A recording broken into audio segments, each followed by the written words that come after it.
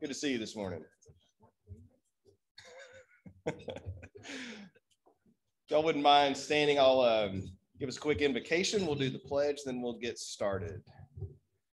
God, thank you for this day. Thank you for the time to gather. Thank you for the fellowship. Thank you for the food this morning.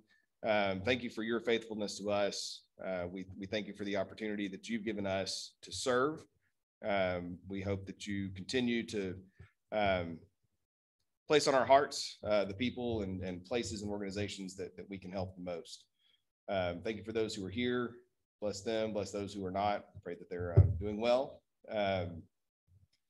We thank you for those that serve us, Father, who serve and protect our police and fire, first responders, our military, those who serve us in elected office. Pray that you be with them, guide them, protect them in all that they do, be with us in all that we do, and may everything that we do be pleasing and glorifying to you. In your name, amen. Join me in the pledge.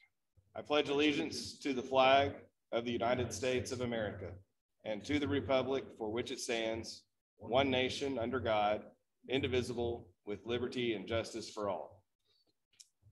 All right. Quickly, do we have any guests with us this morning? I think I see name tags on just about everyone. All right, no guests. We do have a new member with us. We reckoned him last week, but Carl Baggett is back this morning as a member of the club. Freshly minted after much heated discussion board meeting this Wednesday. Glad to have you, Carl. Announcements, a long list. So I'm glad we kind of got started when we did. First, foremost, primary, most important right now is the spring auction. So I'll ask Nathan Trafone to come on up and tell us what's up. Nathan.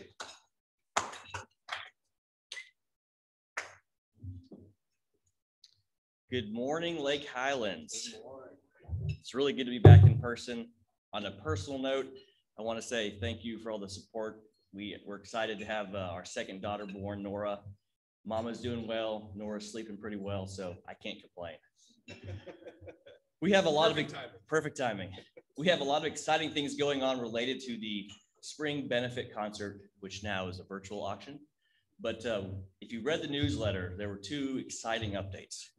For the first one, I'm actually going to have Wes come up here and talk about it. Wes?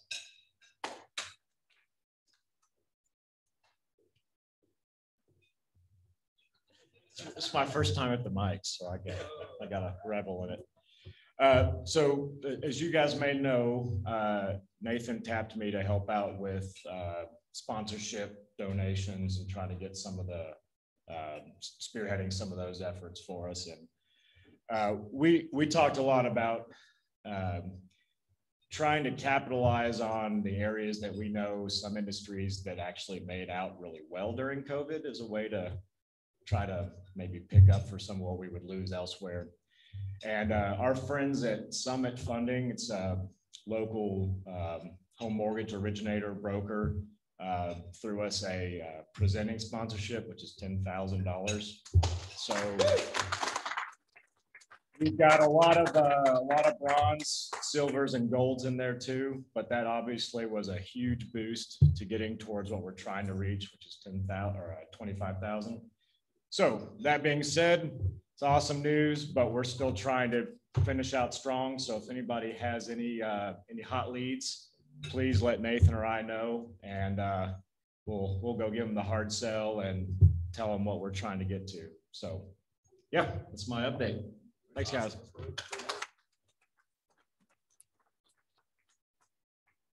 Kudos to Wes. He's doing a fantastic job. So the second piece to the newsletter, if you saw, is the bidding site is up and we have our first raffle item up. I think I have a special guest to talk about that too. Come on, Mark Holmes. Happy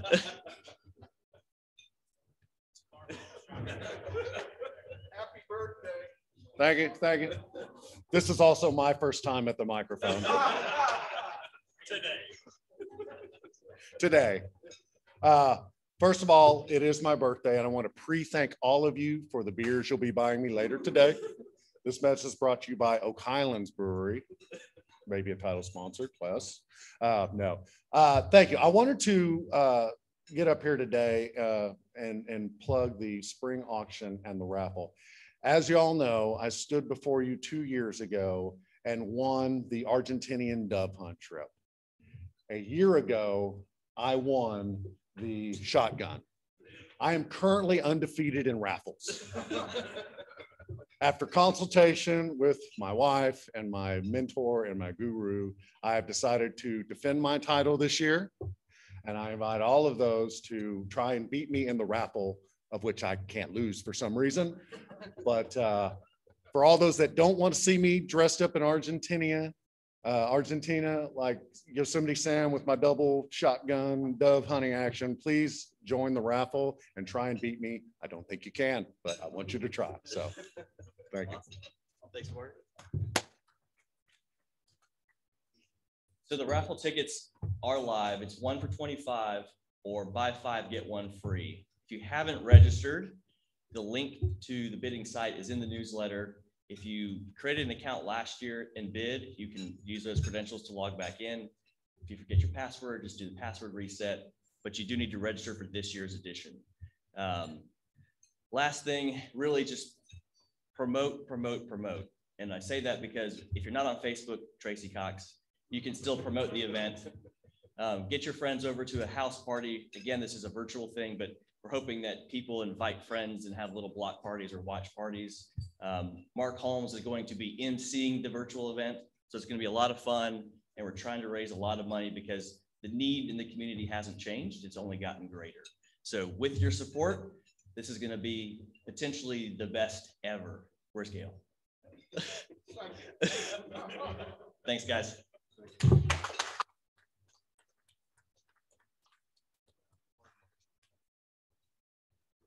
Yes. All right. Thank you, Nathan.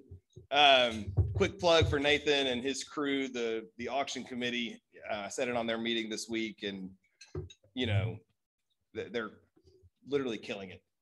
They've got a great list of items, slate of items for us, both for live and silent auction. The raffle's awesome. The shotgun is an amazing hunting weapon. So check that out. Bid early, bid often, sign up, get your friends involved. Reach is a huge deal. You know, having our members show up and bid is great, but having folks in the community show up and bid is what makes it really work for us. And this is going to be our only fundraiser for this club year, since we're counting Jimmy's for Gail's tenure. So yes, please get involved and get your friends involved. I'll have more on that in a moment. I've moved things around on my list. I see the Principal Jones is here. Do you have an update from the high school?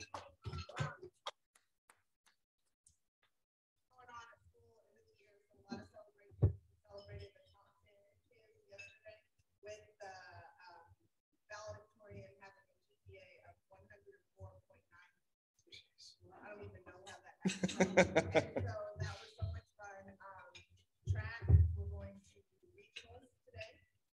Wrestling, which I was there last week, I was at their match. We have one girl going to state, so they're headed there today. It's in Cyprus. They did really well. Our coach was recognized as coach of the year. Our 2 wrestling coaches were recognized as coach of the year. So just a ton of celebrations going on.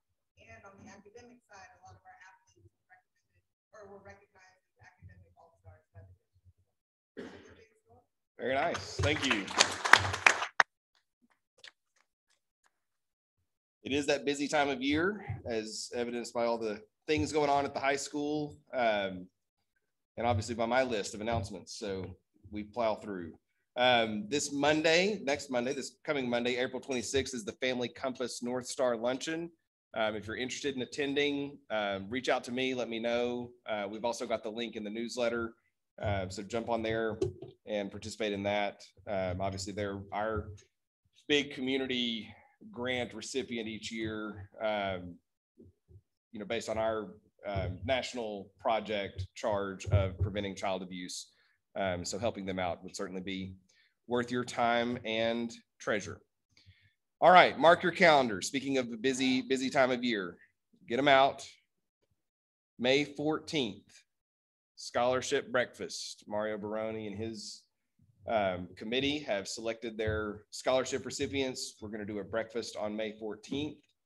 For now, the plan is to invite the students, their parents, our scholarship donors, our administrators from the school and the district, and the presenters to be here at the KC in person. And we're going to ask our members to attend virtually. As we see how those numbers shake out and kind of what we can do from a capacity standpoint, we may change that and maybe do a RSVP only type deal. But mark your calendars.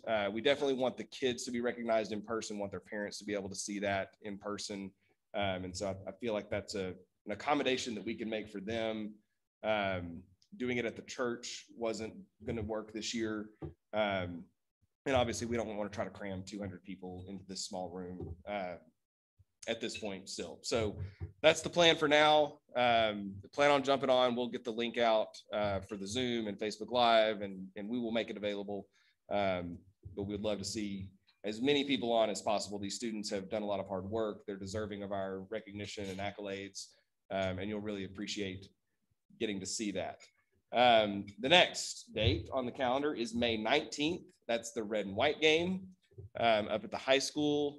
The Sign Up Genius is live, but I don't think we've pushed it out in the newsletter yet. It'll go out next week. So we're looking for some volunteers to cook hot dogs. And we're still putting together some details on that. But mark your calendars. That's Wednesday, May 19th. We'll be looking for volunteers from a window of about 5 p.m. to 8 or 8:30 p.m. The next night, Thursday, May 20th, we are doing a Thursday evening happy hour meeting, and content will be auction preview. So the silent auction goes live the Sunday before the auction, which I believe is May 16th.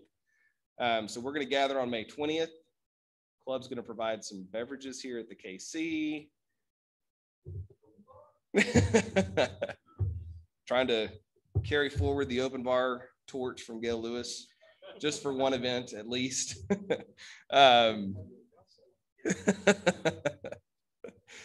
So come out Thursday night, May 20th. We'll 7 p.m.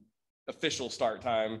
And we're gonna get a preview of the auction items, give everyone an opportunity to be here, see some stuff on the board, get on your phones, vote in the silent auction, get in the raffle and stuff. So that'll be a lot of fun. In-person happy hour here at the KC, May 20th, officially starting at 7 p.m.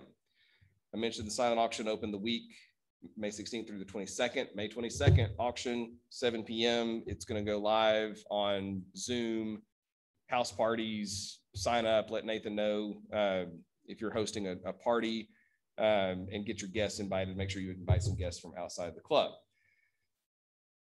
Those are club dates. Non-club related, Saturday, May 8th from 4 to 8 p.m. Forerunner Mentoring is hosting a Lake Highlands community event at OHB with food trucks, bounce houses, and other things for kiddos. I see logos for Bahama Bucks, Cane Rosso, North Texas Barbecue Addicts. So it sounds like good food and fun at OHB, Saturday, May 8th from 4 to 8. You may have heard that Zach Garza is taking leave of Forerunner Mentoring and heading to Waco to start a mentoring program down there, passing the reins off to his successor here. And I think this is kind of a good opportunity for them to put that out to the community and get some community engagement involvement in their programs, which we obviously support quite a bit here at the Exchange Club. All right, last but certainly not least on my list is early voting. Mr. Threadgill. Early voting continues through Tuesday.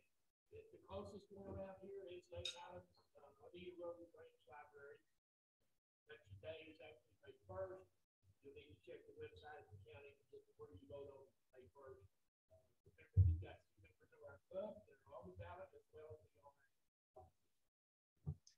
Thank you, John. Vote early and vote often. It's very easy to vote early. Takes 5 minutes at Audelia Road Library. Get up there, go vote. Our turnout in Lake Highlands has been abysmally low, as I mentioned on Facebook. And obviously that turnout's important. So get out and vote, encourage your friends and family to get out and vote. And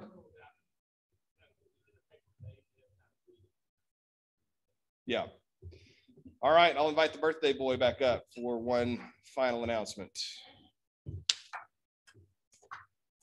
Thank you, Mr. President. In my role, last week I came to you as RISD taxpayer. Today, I stand before you as RISD parent. Please get out. Hope you will support the bond. It's very important. I served on the bond steering committee. We made the recommendation to the board to bring it forward. I hope that you will educate yourself on it and get in the ballot and vote for it. It's got some key pieces for Lake Highlands in terms of the reconstruction of the junior high, the renovation of Forest Meadow Junior High as RSD converts to the middle school format. For all those that purchased a free sign, that was silly of you. I have free signs for everyone that would like one right over by the table. As you turn in your badge, feel free to grab a free sign. But like I said, if you have any questions about the bond program, there's plenty of resources out on the web, but if you want to talk to somebody that was on the steering committee for all those months working it up, I'm here to answer any questions you have. So thank you. Go vote. Thank you.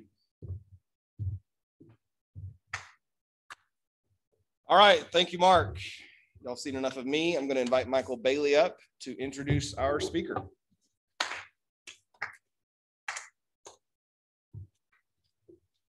Thank you, and good morning, Lake Highlands. It's always a pleasure to introduce to the club folks who are doing great work in the community, and even more so when it's somebody who we have gotten to know and really enjoy personally. Brooke and I have gotten to know Rea Foster and her family the last few years because of Rea's involvement in Junior League of Dallas and Leadership Dallas. In addition to those, she's involved in a long list of civic organizations in town. She's a board member of Child Poverty Action Lab. She's an advocate through Dallas CASA, and she is a member of Dallas Assembly. Rea is speaking with us today because she is the executive director of Teach for America DFW. She's been with Teach for America for 10 years. Before her current role, she was chief operating officer here in DFW, and she led fundraising efforts both here and in DC.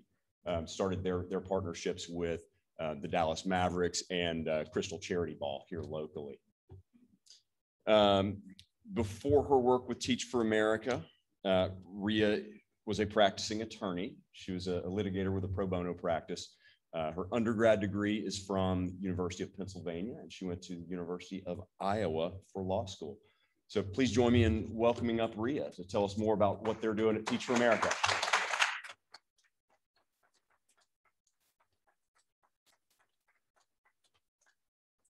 Thank you, Michael, and good morning, Lake Highlands. I'm excited to be with you all this morning.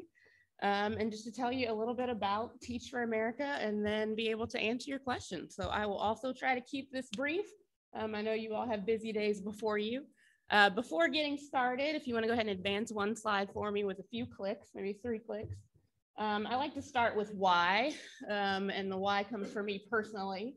This is actually me on the screen. It's a little cliche to start with where you're born, but it is the only picture that I have of myself in the zip code in which I was born.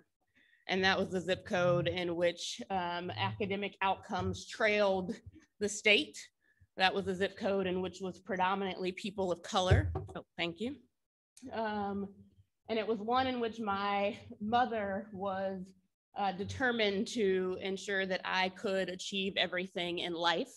And with those academic outcomes, she didn't quite see that path. So halfway through my kindergarten year, she moved me literally 8 miles down the road to a new zip code in which was the complete opposite in demographics, and also was a zip code that actually led the state of Texas in academic outcomes instead of a zip code that trailed the state.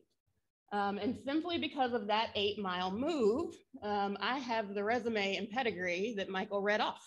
I am an Ivy League graduate. I was a practicing attorney. I was the Texas Girl State Governor in the year of 2000. Class president, graduated #1 in my high school class. It is a pretty remarkable pedigree.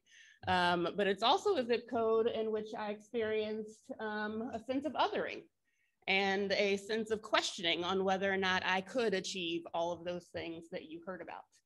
And I don't think that any child in this country should have to move 8 miles in order to clearly realize all of the potential that is already inside of them.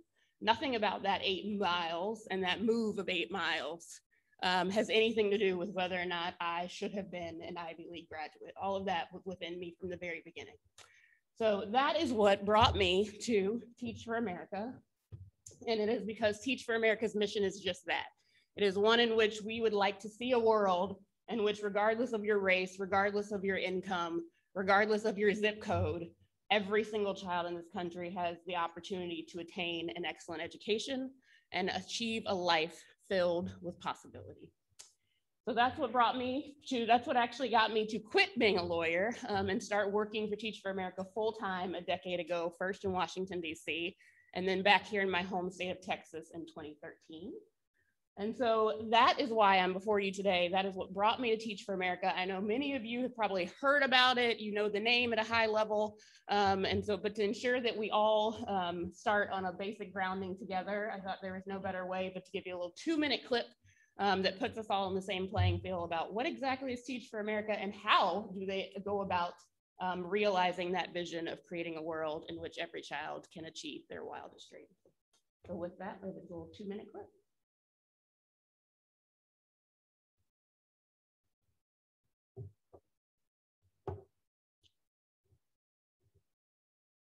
Maybe.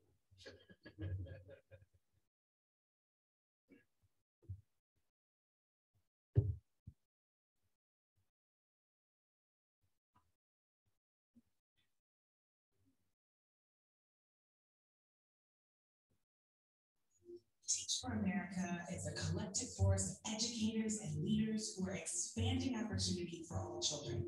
We are committed to creating an education system that lets every child reach their potential.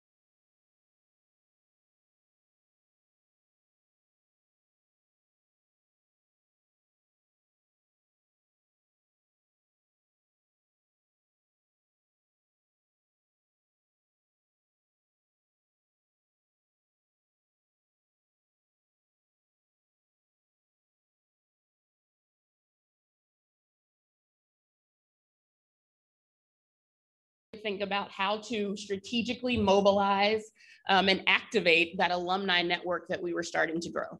So fast forward to today in 2020, we have, let's see if I can click here. Not quite getting there.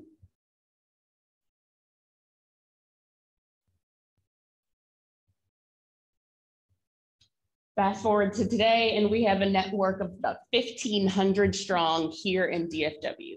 An exciting partnership that I'm sure you all are very interested in is that we did expand to Richardson ISD just 2 years ago. So this is our second school year serving in Richardson ISD. We have about 10 core members this school year currently in this very crazy pandemic virtual school year, teaching in a few of our Richardson ISD elementary schools. That's a partnership that we're very excited about, close with Superintendent Stone, and looking forward to continuing to grow that in whichever way best serves the district's needs and future advancement and all of the goals that I know she and the district have in terms of continuing to advance Richardson ISD. So with that, I thought I'd give you a snapshot into what this has looked like in COVID. Some of you may be parents, may have been able to see it for yourself for a brief moment in time with virtual kiddos at home. I have a 6-year-old in kindergarten. I had to experience being a working professional and a virtual pre-K4 teacher at the same time last March, which was fun and complicated. And so COVID has really accelerated, I would say, the magic of Teach for America. The magic of Teach for America is that we recruit people who could do anything in this world and convince them to channel those talents to public education. And this is a time in which those type of people were needed more than ever. And so when the pandemic hit, we actually saw a surge in demand, basically supply and demand for our Teach for America core members. We were planning on bringing in a core of about 100 and then ended up bringing in a core of about 140 right when the pandemic hit. We have a pretty inverse relationship with the economy. So we did start to see people who had offers rescinded or just not having the stability of what might land in the future kind of right when the pandemic hit. And I think that turned some people towards public service or Teach for America, as well as the moment. I think people saw a big need of wanting to serve. I think across even kind of AmeriCorps programs and public service in general, we saw our young people saying, I want to make a difference, and people making life decisions that were more closely related to making a difference at that moment in time. And also saw a direct connection to education. Education was yet a crisis on top of the global health pandemic that people saw very vividly, that I think led to seeing an increase in demand right there at the beginning. We stood up our summer teacher training program, which is normally in person. Normally, they finish their year, they're about to kick off with us, and they actually come here to DFW, they stay at SMU, they teach in summer school classrooms on the ground over the course of the summer as they get ready for the school year. That obviously couldn't happen in the pandemic. So we channeled all of our national resources together and stood up a virtual summer teacher training for all 3,000 new teachers across the country in a matter of 6 weeks, and executed a completely Zoom-friendly, Zoom-only teacher training last summer. And then navigated some pretty significant teacher certification challenges. And I won't go into those nitty-gritty details, but kind of with every industry, our teachers obviously have to be certified just like any other first-year teacher. And we saw a lot of pivots with the TEA, the Texas Education Agency, and the ability to do that as a result of COVID. And so those were some of the immediate impacts and navigation, challenges that we had to navigate coming out of the pandemic. We brought in our new core, got going with the year, and thought I'd illustrate for you this. Our people were called upon left and right as models and leaders and resources for the education community in terms of how are you all doing this. One advantage to a typical TFAer is they are normally pretty digitally native. And so we saw a lot of our people ready to pivot and ready to take on the virtual component of education pretty quickly and creatively in ways that a lot of our people were featured on the local news in terms of how are you doing this with advancing online learning. Daniel Knoll there is a principal at Momentous School, which you all may have heard about or be familiar with. And so thinking about how to incorporate social emotional learning is very important to us and something that was done and profiled, as well as how our people were just going above and beyond. Of countless stories of Teach for America leaders that the one in Woodrow Wilson that took the robotics team towards being at the forefront of making face masks. And so using the high school robotics team right at the very beginning to make face masks for our healthcare industry, people turning their showers into whiteboard walls. So just you name it, and people were ready to take the turn, and they were definitely being called upon by our local news to share those stories far and wide very early on. One example of impact here, again, I would say this is just one example, and Principal Ortega would be the first to tell you it is not him, it is his team. But I think this truly demonstrates the power of the Teach for America collective network.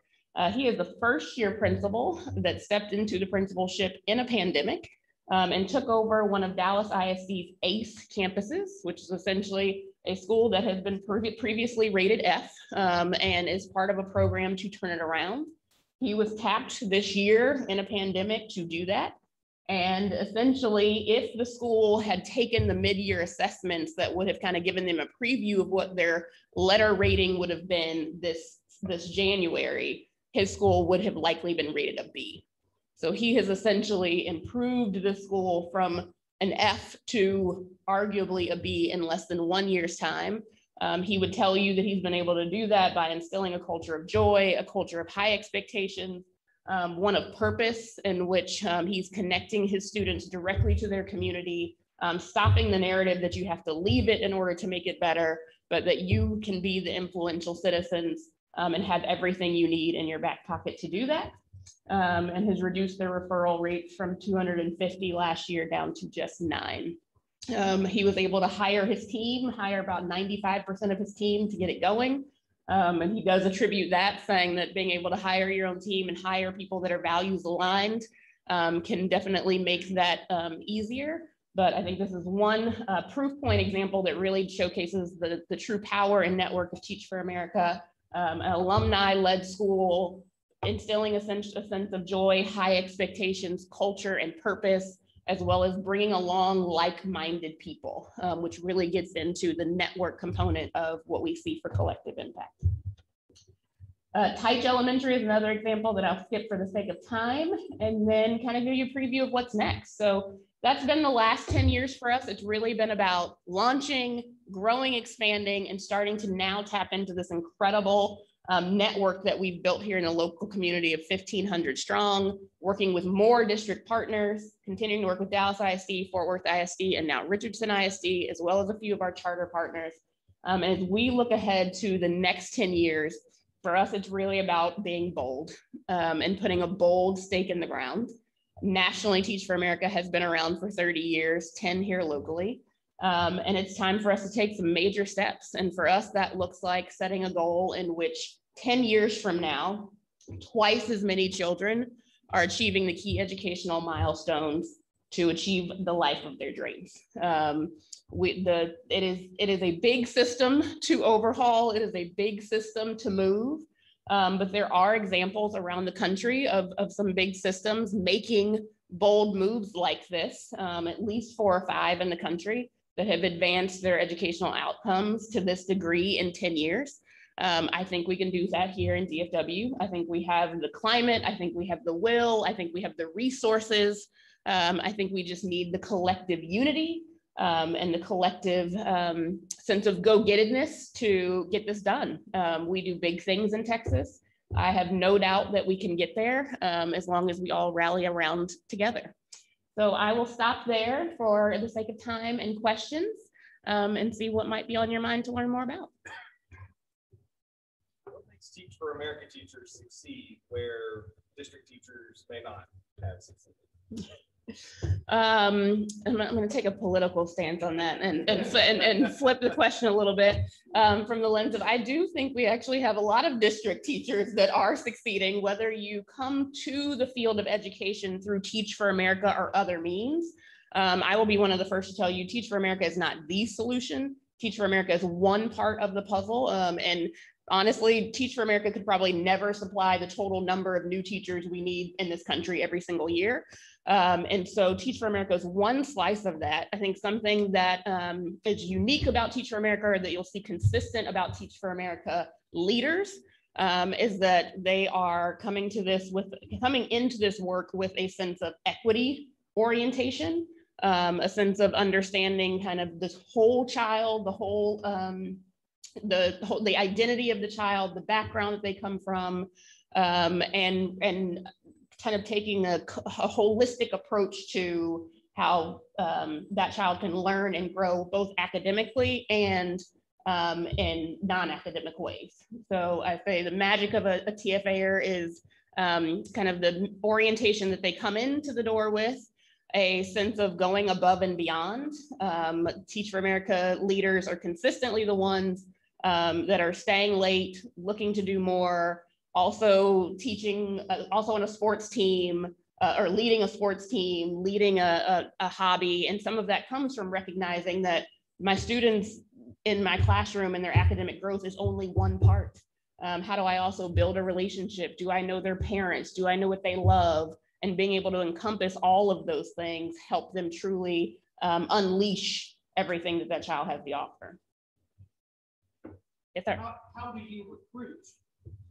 So that's a great component. That's a great benefit for us being a national organization. So our recruitment is actually held nationally. We recruit all over. We have a national recruitment team that recruits from colleges and universities across the country, as well as from, I would say, we call them experienced professionals. So our recruitment efforts are largely focused on college and university campuses, but there's actually no age limit to joining Teach for America. And every year we probably have up to, I'd say 25 to 30% of the people that enter Teach for America coming from an experienced career background. That can look like just coming out of grad school to a middle-aged professional that was a veteran and wants to continue serving in some way and is connected to our mission in education and deciding to make an impact in that way. So clarify for people like me, I want to understand the on the ground part of it. So you mentioned 2 years or whatever in there. Is this contracted teachers? Are they employees at TFA or in our case at an ACE campus, RISD? And so do y'all just become a placement agency of sorts, or what's the? Great question. So Teach for America leaders are hired by principals, by districts. They are full employees of the districts of Dallas ISD, Richland ISD, Fort Worth ISD, just like any other first-year teacher.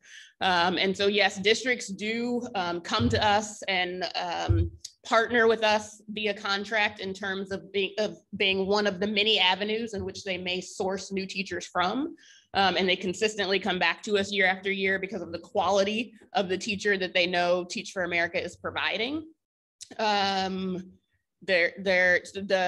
actual hiring decision is made by school principals, just like any other first-year teacher. So there is no special treatment that a Teach for America teacher is getting. A principal has a certain number of vacancies that they may need to hire at the beginning of the year, and it is their full discretion in terms of who they hire and whether or not they are selecting someone that's coming from Teach for America or coming from another educational program. And then just one follow-up to that. So this training you described is part of, I guess, what we kind of know, alternative certification type of process that converts someone from a sales guy to a teacher, whatever. So the leadership that a teacher in one of our ACE campuses here gets from Dr. Stone and her team of what their vision is and all that kind of stuff. Is TFA putting a different vision? I mean, how do you balance those two when you brought them up, if you will, from whatever process, and then the district has its own priorities and all that? Yep. We will always coach and develop our teachers towards the vision and outcomes and priorities of the district in which they are employed. The Teach for America, they are getting additional leadership development and supplementation to what the district is providing by being a Teach for America core member.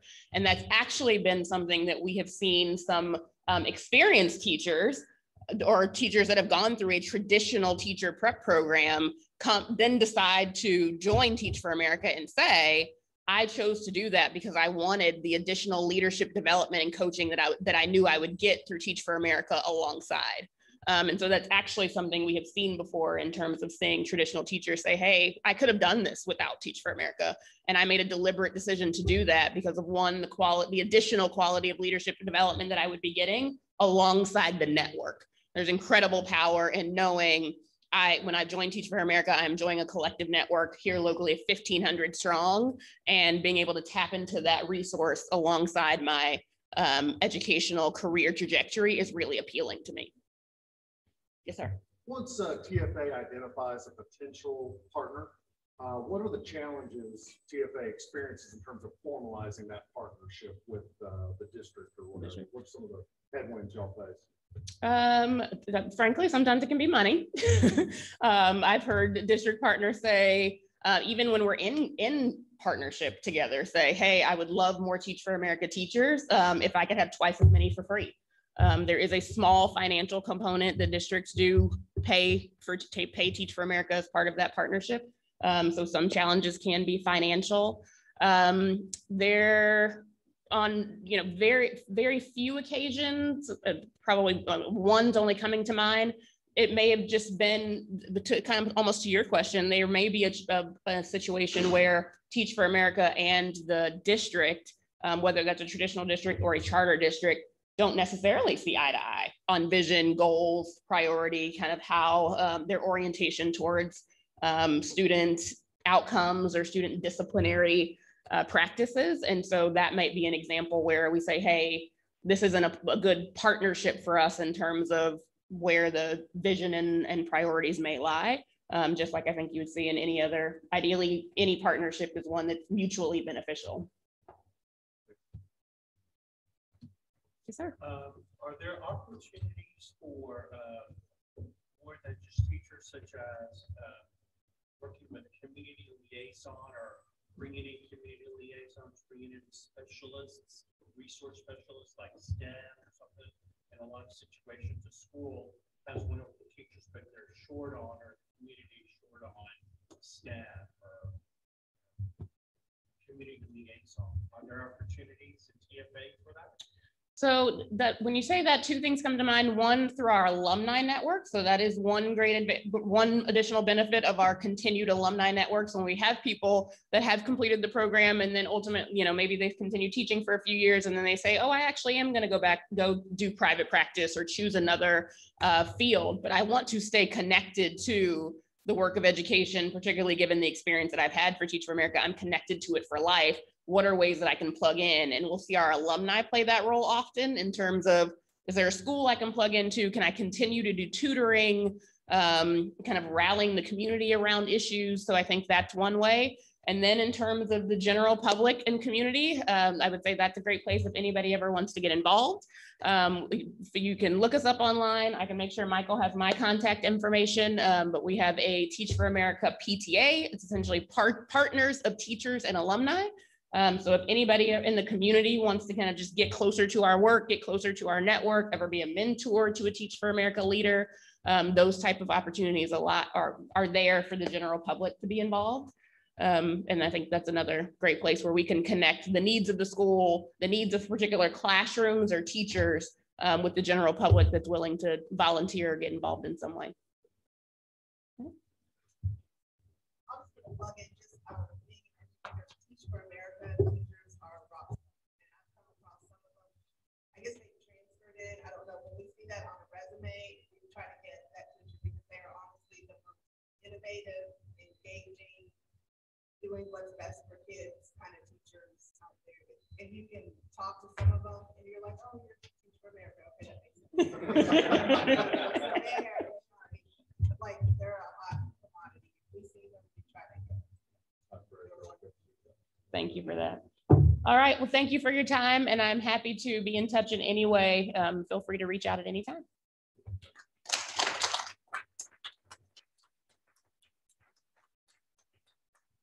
Rea, thank you for that. It's easy to see your passion and heart for what you do with Teach for America, and love hearing the story of kind of how it became a personal project for you. So thank you for doing that. Thank you for being here this morning.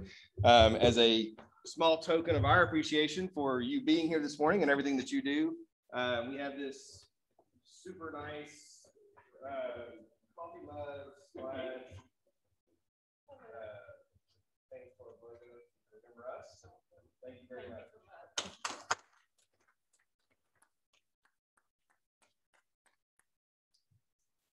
All right.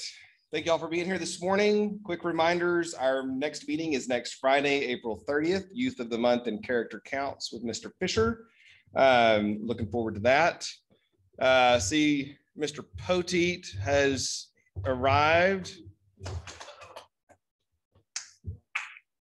want to make a plug for yourself? I mean, it's not on behalf of the club. Sure, no. As a citizen and resident of Lake Highlands. Yeah, I know earlier you talked about voting, and our numbers are pretty low right now in Lake Highlands. So try and get your neighbors, your friends, your family to go vote. It's easy. It goes through Tuesday.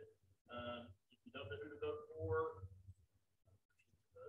but yeah, we've got a competitive race. It's going to be pouring rain out there today, later in the afternoon. So we got Saturday, half the day Sunday, Monday and Tuesday, and then election day is next Saturday. It'll be really good.